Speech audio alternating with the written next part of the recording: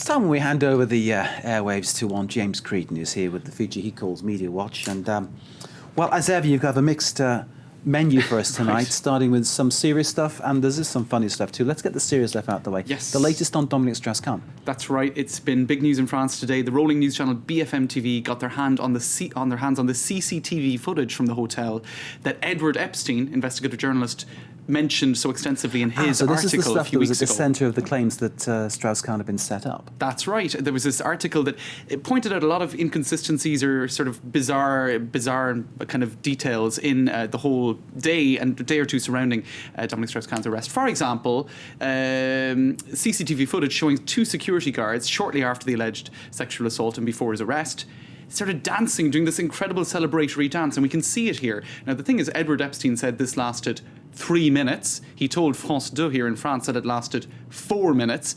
And actually, this footage shows, from what we can tell in any case, that it lasted some 12, 13 seconds. And that's the Sofitel Hotel story as well. And again, there's no indication from that footage what they're celebrating or anything, is there? Right. The previous footage we saw while you were talking was Strauss-Kahn actually checking out the hotel, getting into a taxi and looking fairly calm. That's right. Now, BFM TV did a lot of, what would you say, editorial comment on it, saying, look, he did not seem like he had just been involved in some sort of sexual assault. He seemed very calm. Nafissatou Diallo as well was shown sitting for 8 minutes on a bench looking, what BFM TV said was relatively calm as well.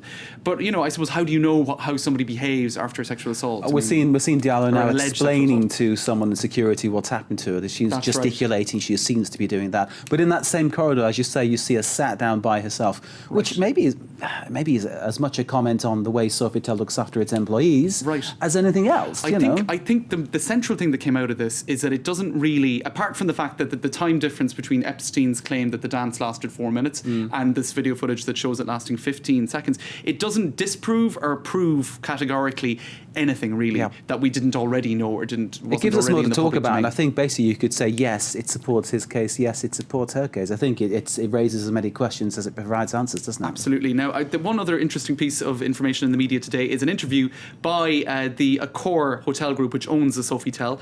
Now, what did they say? Their guy said, look, we didn't release this footage of the so-called dance sequence because we were trying to protect the identity of the two security guards in question. Because a lot of people were saying, look, if it wasn't 3 or 4 minutes, as Epstein claimed, why didn't you show us the footage? And they're saying, well, we just wanted to protect the identity of these people.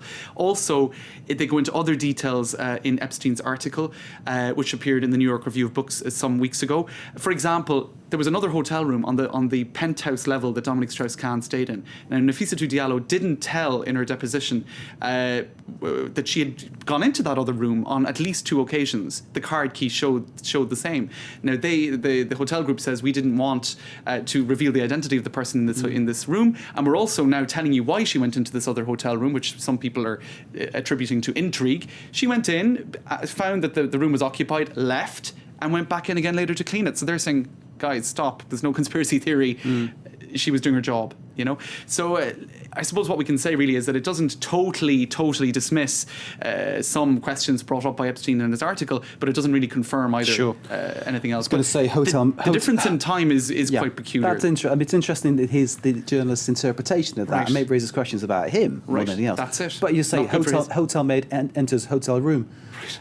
It's hardly a story, is it? So I think the key thing is that 15 seconds versus 3 minutes. Yeah. Where did he go wrong? How did he go wrong? And why does the video show it so much shorter? It's very peculiar. Will he ever work again? I doubt it. What's next, sir? All right. Well, I wanted to show you this, Mark. It's Courrier International. They take articles from the world's press and they were translated into French. It's a good publication. It's interesting. Les Parisiens. So they have this big special this week on how c'est Parisien. On how the Parisians are viewed abroad. Because there are a lot of cliches, there are a lot of stereotypes. And there was an article in the New York Times this week about all the different tribes in Paris. The bobos, the tourists, the joggers, the bankers, the flâneurs, the guys who kind of go along the boulevard kind of looking very, what would you say? Which one do you fit into, James? I don't know. Somewhere between a jogger and a bobo. Will we go with that? I don't know. Okay, all right. I've never seen you running, and but a there tourist. You go. But anyway, but I suppose what they're saying in Le Courrier International is that there is quite of a simplistic view of the Parisian from the all outside stereotypes world. are simplistic. That's right. That they're envied and admired, but actually it's a lot more complex than made out to be. Another article they point out, the Sunday Times, says that all English girls dream of the Parisian male as their ideal man because they undress you with their eyes, and they're like, Don Juans. And I was talking to this earlier with various English ladies in the room. They didn't seem too impressed by that, because I think I'd have thought most English women would find that behaviour as like a bit pervy. That's it. That's actually the general impression I get too. That English girls don't like that. Why would you like to be looked up and down like some weird guys and dressing you with that? That's just not fun. They don't like it. It's not nice. Now, speaking of foreigners and how they view the French, let's take a look at this sequence. It just came to mind. It was on Saturday Night Live in March of this year. This is how they parody young people in Paris. Okay.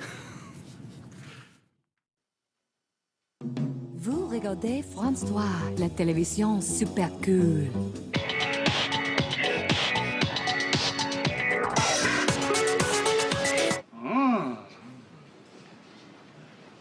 Ah ouais. Avez-vous mangé la quiche? Oui, beaucoup.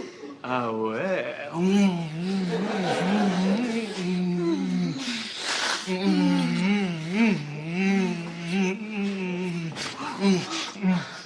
Francois? She had been eating quiche, and it obviously appealed to him. Okay. Do you eat quiche? Yes, I do. And then a very romantic moment. So I don't know what that means about the American perspective on French or Parisian people. I think what's quite strange, you described it as a romantic moment. Right, it is. It says more about very you. romantic. Quiche. James Creedon, as ever. It's a privilege speaking to you. Thanks, Mark. And enlightening too. Thank you, sir. James Creedon, the man we call, for short, Media Watch. Stay with us. And there's the music.